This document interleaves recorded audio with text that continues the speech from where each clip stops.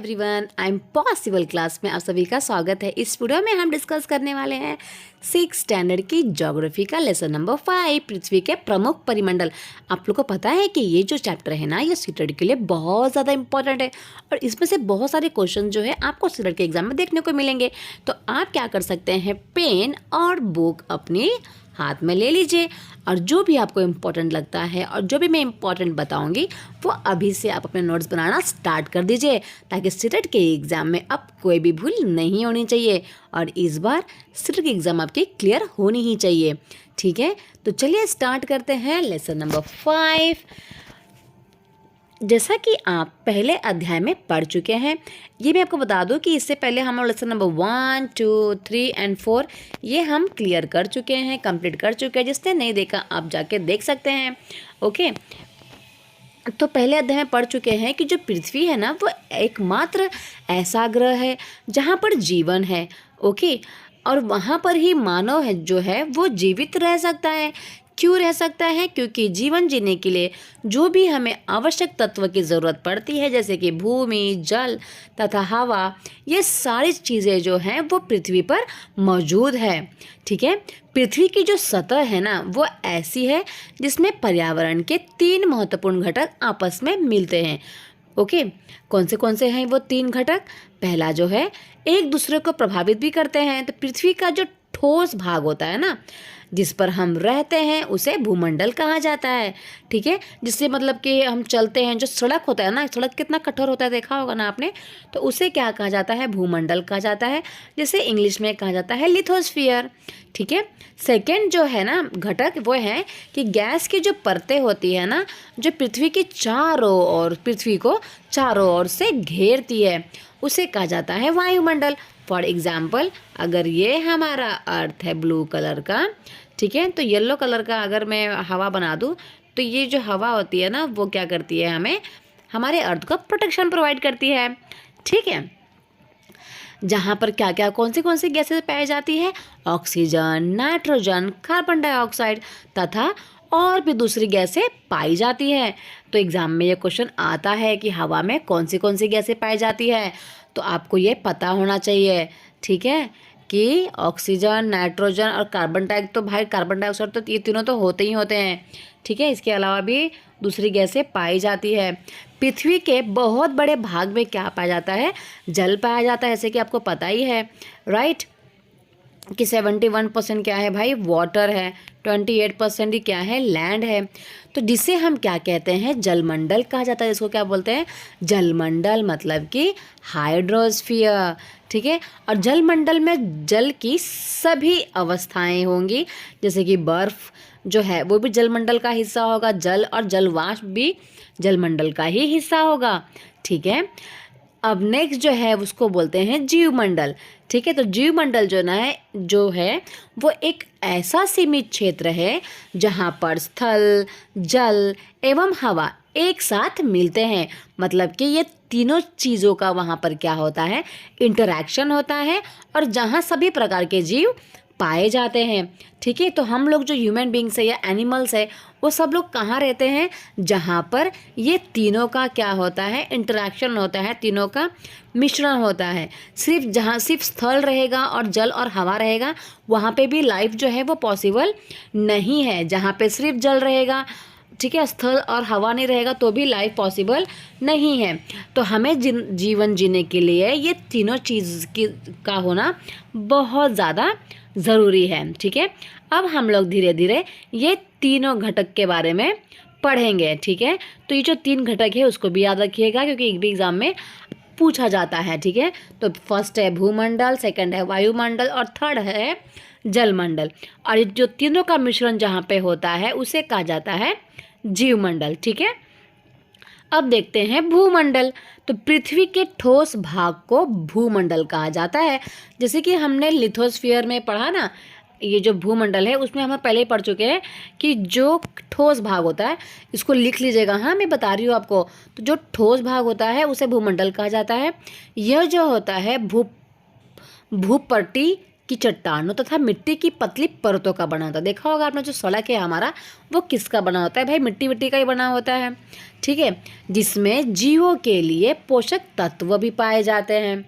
Okay, पृथ्वी की सतह को दो मुख्य भागों में बांटा गया है, ठीक है। जो पृथ्वी की सतह है ना, मतलब कि जो ऊपर वाला ज़मीन है उसको दो भागों में बांटा गया है। एक जो है महाद्वीपों के नाम से जाना जाता है जिसको हम बोलते हैं कॉन्टिनेंट, और सेकंड जो है बड़ा जलाशयों को महासागरीय बेसिन के नाम से जाना जाता है। मतलब जो ह्यूज वाटर बॉडीज होती है ना उसको हम लोग ओशन बेसिन के नाम से जानते हैं, ठीक है, क्योंकि जो ओशन है ना हमारा उसके अंदर भी तो कई ज़मीन तो होती ही है, राइट। तो एक होती है जो कि जिसे हम महाद्वीप कहते हैं, जो हमें सीधा सीधा हमारी पृथ्वी पे ज़मीन दिख जाती है, ठीक है, पर एक ज़मीन कहाँ पे होती है, समुद्र के अंदर, तो उसको हम बोलते हैं महासागरीय बेसिन, ठीक है। तो विश्व के सभी जो महासागर है ना वो आपस से एक दूसरे के साथ जुड़े हुए हैं, ठीक है। जो चित्र है 5.1 उसमें हम लोग देखेंगे। तो क्या सभी स्थलीय भूभाग एक दूसरे के आपस में जुड़े हुए हैं? हाँ, जुड़े हुए ही हैं, ठीक है। जितने भी 5 ओशंस है, ठीक है, ये 5 ओशन 7 कॉन्टिनेंट से जुड़े हुए हैं, तो जिसके वजह से पूरा हमारा वर्ल्ड जो है ना वो आपस में जुड़ा ही हुआ है। बट हम लोग बेसिकली अगर देखेंगे तो हम एक दूसरे से अलग है, क्यों दूर हैं, क्यों, क्योंकि भाई बीच बीच में पानी आ गया है ना। तो समुद्री जल का तल सभी जगह समान होता है, तो स्थल की ऊंचाई को समुद्र तल से मापा जाता है, ठीक है। तो हम लोग समुद्री जल का अगर तल की बात करें ना, अगर समुद्र का जो तल है, ठीक है, तो वो सब जगह का पूरे वर्ल्ड में सेम ही होता है। तल मतलब जो गहराई होती है वो सेम होती है, ठीक है। तो हमें अगर स्थल मापना है कि भाई माउंट एवरेस्ट की लंबाई कितनी है, ठीक है, या बुर्ज खलीफा की लंबाई कितनी है, तो हम समुद्र जल के तल से उसे मापेंगे, ठीक है, जिसे शून्य माना जाता है। ये याद रखिएगा, वो हमेशा स्टार्टिंग से कितना होगा, शून्य। फॉर एग्जांपल हम लोग जो हमारा स्केल होता है, स्केल से जब हम किसी चीज़ को मापते हैं तो वो हम जीरो से ही मापते ना। यहाँ पे जीरो लिखा रहेगा, फिर 1 2 3 4 5 लाइन होगी, फिर इधर 1 होगा, फिर 1 2 3 4 5 लाइन होगी, फिर इधर 2 होगा, राइट। तो स्टार्ट तो हम लोग जीरो से करते हैं। तो उसी प्रकार से किसी भी स्थल की अगर हमें लंबाई या ऊंचाई मेज़र करनी है तो समुद्र जल के तल से मेज़र करेंगे, और वो कहाँ से स्टार्ट होता है, जीरो से स्टार्ट होता है, ठीक है।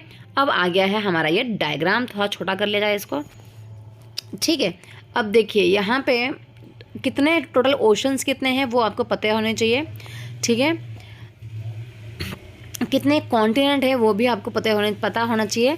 बहुत लोग को पता भी होता है, मैम सब लोग बोलेंगे क्या मैम बेसिक चीज़ें बता रही हो, पर बहुत लोग को नहीं भी पता होता है, ठीक है। तो टोटल 7 कॉन्टिनेंट्स है और 5 ओशंस है। 7 कॉन्टिनेंट में कौन सा है, Asia, Africa, north America, south America, Europe, Australia and Antarctica, ठीक है। इसमें से एक क्वेश्चन एग्जाम में आता है कि जो ऑस्ट्रेलिया है उसे आइलैंड भी कहते हैं, ठीक है, आइलैंड कॉन्टिनेंट क्यों बोलते हैं, क्योंकि वो चारों तरफ पानी से घिरा हुआ है, राइट।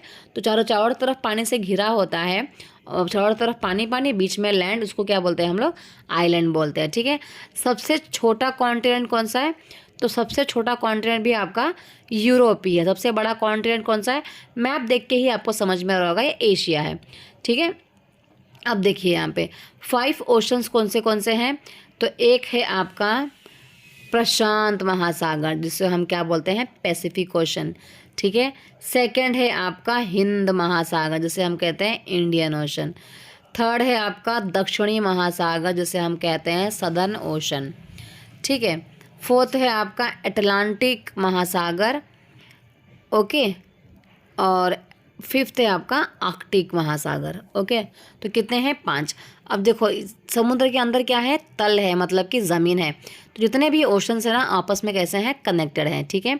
इसको याद करने का सबसे अच्छा तरीका है PAISA, पैसा, ठीक है।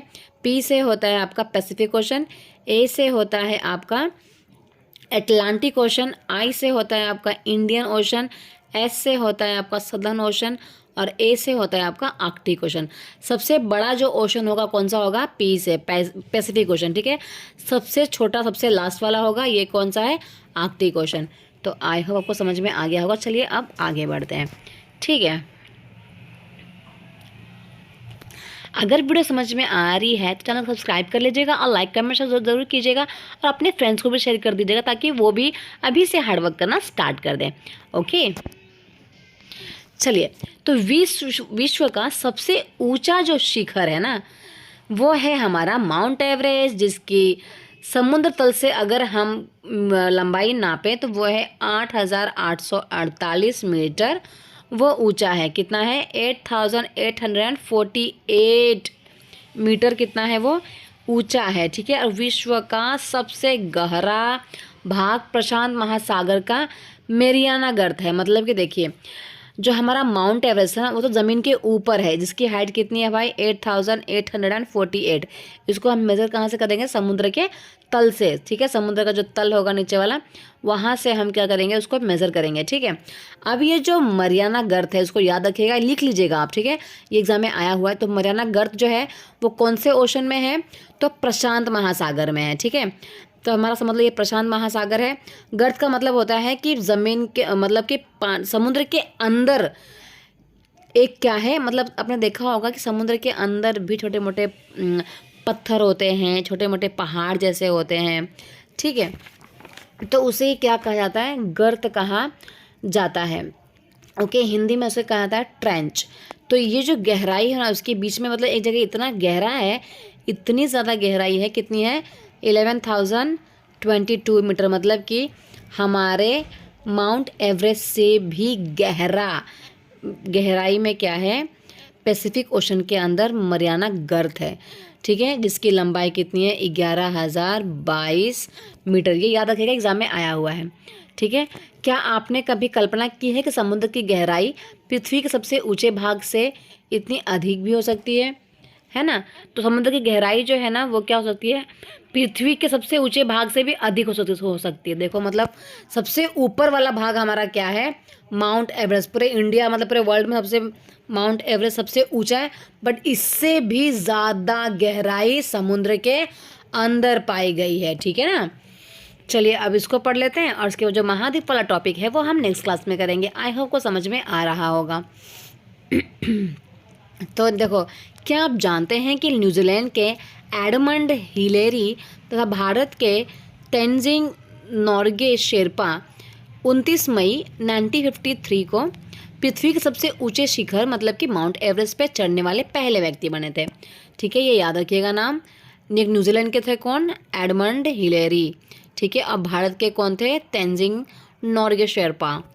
ओके, जापान की जुको ताबेई विश्व की पहली महिला थी जिसने 16 मई 1975 को एवरेस्ट पे कदम रखा। और फिर भारत की जो बछेंद्री पाल है पहली महिला बनी जिसने 23 मई 1984 को एवरेस्ट पे अपना कदम रखा। ठीक है, तो ये याद रखिएगा, बछेंद्री पाल का नाम याद रखिएगा जिन्होंने एवरेस्ट चढ़ा है। ठीक है, इसके बाद जापान की जो जुको ताइबी है वो विश्व की पहली महिला थी, पूरे वर्ल्ड में फर्स्ट थी जिन्होंने एवरेस्ट पे चढ़ाई की है।